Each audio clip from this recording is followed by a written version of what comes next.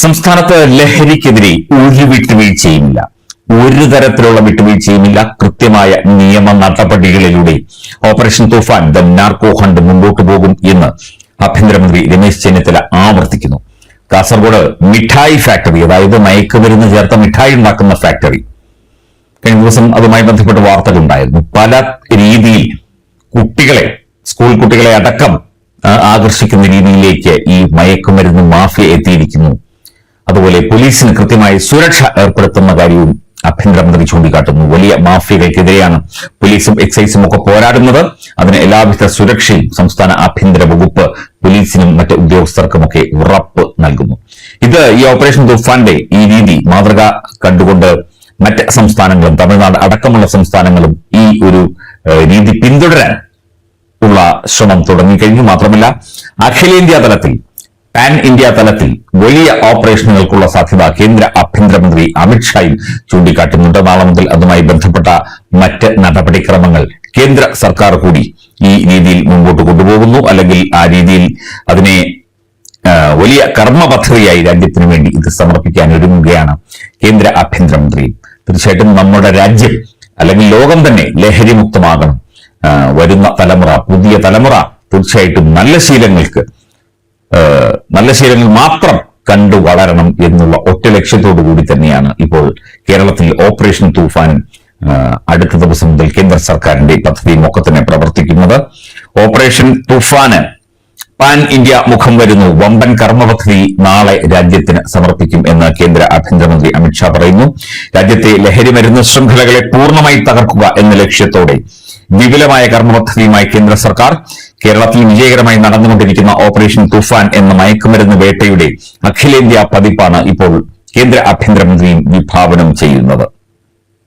ലഹരി വിരുദ്ധ പോരാട്ടങ്ങൾ ശക്തമാക്കുന്നതിനായി തയ്യാറാക്കിയ നാർക്കോട്ടിക് കൺട്രോൾ വിഷൻ ഡോക്യുമെന്റ് 2026-29 നാളെ കേന്ദ്ര ആഭ്യന്തരമന്ത്രി അമിത്ഷാ രാജ്യത്തിന് സമർപ്പിക്കും. അടുത്ത 3 വർഷത്തേക്കുള്ള കൃത്യമായ ലക്ഷ്യങ്ങളും സമയപരിധികളും നിശ്ചയിച്ചുകൊണ്ടുള്ള ഒരു വമ്പൻ കർമ്മ പദ്ധതിയാണ് കേന്ദ്ര ആഭ്യന്തര വകുപ്പ് ഇന്ത്യയിലെ ജനങ്ങൾക്കായി സമർപ്പിക്കുന്നത്. തീർച്ചയായിട്ടും ഓപ്പറേഷൻ തൂഫാനിൽ നിന്നുകൂടി ഊർജ്ജം ഉൾക്കൊണ്ടുകൊണ്ടായിരിക്കും ഇത് പ്രവർത്തിക്കുക എന്നാണ് അറിവ്. പദ്ധതിയുടെ തുടക്കം എന്നോണം രാജ്യവ്യാപകമായി വിവിധ ഏജൻസികൾ പിടിച്ചെടുത്ത ഏകദേശം 6000 കോടി രൂപ വിലമതിക്കുന്ന ലഹരി വസ്തുക്കൾ ഒറ്റയടിക്ക് നശിപ്പിച്ചു കളയും. ലഹരി കടത്തും വിപണനവും തടയുന്നതിനായി ജില്ലാ അടിസ്ഥാനത്തിൽ പ്രത്യേക നിരീക്ഷണ സംവിധാനം ഏർപ്പെടുത്തും. ഓരോ പ്രദേശത്തെയും പ്രധാന ലഹരി സംഘങ്ങളെ കണ്ടെത്തി ഇല്ലാതാക്കുകയാണ് ഇതിലൂടെ ലക്ഷ്യമിടുന്നത്.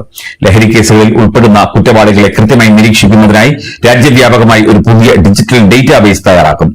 സംസ്ഥാനങ്ങളിലെ ലഹരി വിരുദ്ധ പ്രവർത്തനങ്ങൾ കൂടുതൽ ഊർജിതമാക്കാൻ എല്ലാ സംസ്ഥാന ഇന്റലിജൻസ് ബ്യൂറോകളിലും പ്രത്യേക വിഭാഗം രൂപീകരിക്കും എന്ന കാര്യവും കേന്ദ്ര ആഭ്യന്തരമന്ത്രി അറിയിക്കുന്നുണ്ട്.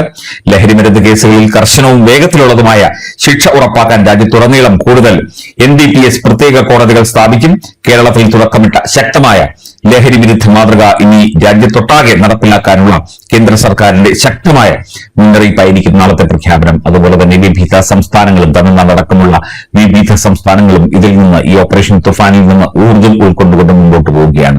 ഇത് രാജ്യം മുഴുവൻ വ്യാപിക്കണം.